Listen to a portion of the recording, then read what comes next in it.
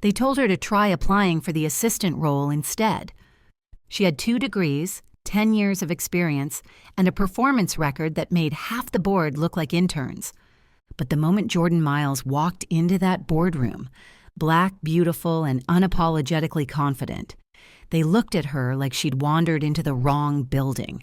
What they didn't realize was the woman they tried to box out was about to own everything they stood on. Jordan had never fit the mold. She was raised on the south side of Chicago, daughter of a public school teacher and a mechanic. Money was tight, but brilliance wasn't. Her mother used to say, "Don't let anyone tell you where you belong. You tell them where to meet you." She took that to heart.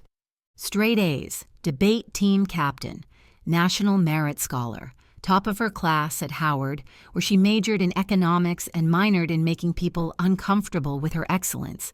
Then on to Wharton for her MBA, where she regularly outperformed classmates who came from trust funds and legacy seats. When they showed up in Audis, she showed up in ambition. When they leaned on connections, she leaned on strategy.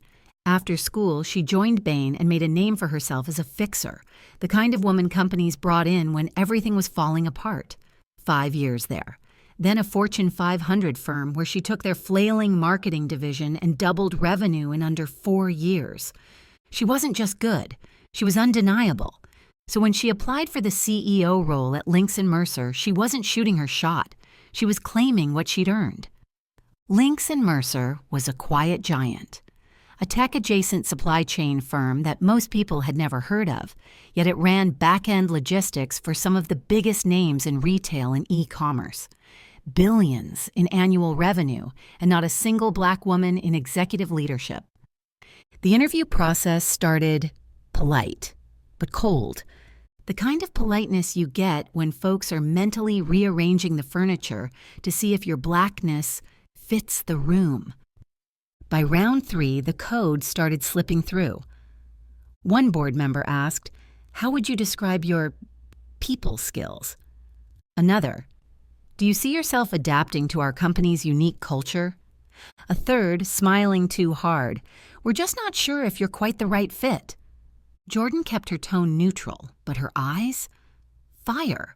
She had submitted an 80-page strategy breakdown with data visualizations, case studies, and a 6-month turnaround plan, but they kept circling back to tone and temperament. Then came the final meeting. 7 people. 6 white men in tailored suits, 1 woman who spoke so little, Jordan started to wonder if she was even real.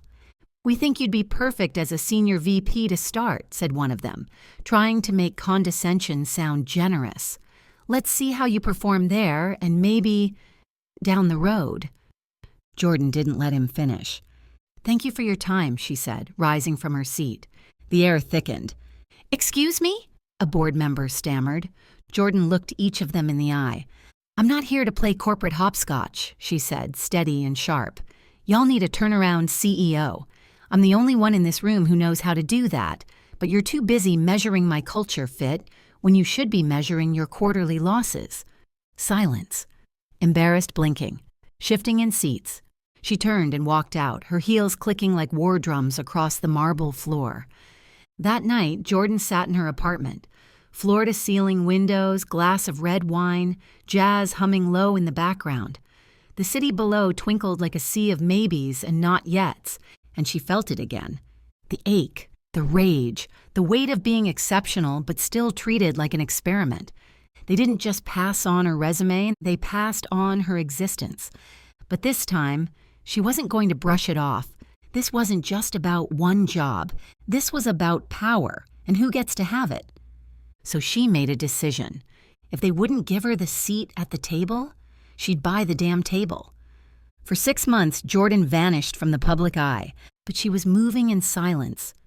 She set up 3 shell companies and began quietly acquiring shares of Lynx and Mercer. Not enough to raise flags, just enough to slide under the radar. She called in favors. Former clients, friends in venture capital, a black angel investor out of Atlanta who owed her everything after she saved his startup from collapse. A women of color-led VC firm out of Oakland that was tired of playing nice with gatekeepers.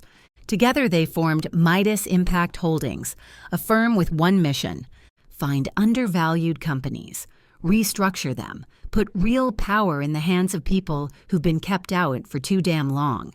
Their first target? Lynx and Mercer. By month 5, Midas Impact quietly controlled 19% of voting shares, enough to call for a vote to remove the CEO. The board didn't see it coming. One minute, they were prepping quarterly reports.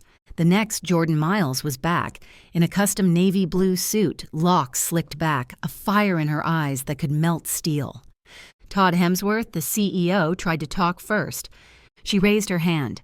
"You've had your turn." Then came the slides, receipts, exposures, budget mismanagement, sloppy contracts, missed innovation opportunities, revenue plateaus disguised as growth. "I've outlined a 90-day stabilization plan," she said. "Leadership restructure, DEI initiatives with teeth, and a pipeline that can boost revenue by 40% in Q3. You've had 10 years. I only need 6 months." The vote wasn't even close. Todd gone. 2 board members replaced. Jordan, CEO, her first act, a company-wide town hall. No corporate jargon, no fake smiles, no circle back or let's table that. "I'm not here to be the face of change," she told the entire company, zoomed in and live. "I'm here to make it." She launched a mentorship program for Black and Brown employees, revamped hiring practices, instituted equity reviews and paid internship pipelines. She even renamed their outdated Culture Committee to the People Power Council and gave it an actual budget. In 3 months, the culture shifted, turnover dropped, engagement skyrocketed, and so did profits. 1 year later, Jordan stood on the main stage of the Global Tech Summit in front of 2,000 business leaders, the headliner, standing ovation before she even spoke. During the Quanda, a young black woman nervously raised her hand. "What do you say to people who tell you you're too ambitious?" Jordan smiled, slow and sharp. "I say ambition is only too much when it doesn't look like them." The crowd roared, but in the back corner of the room sat 2 of the old Lynx and Mercer board members, silent, watching. They remembered the woman they dismissed, the one they laughed at. Now she ran the empire they thought she didn't belong in. She hadn't just entered the game. She burned the playbook and wrote her own rules.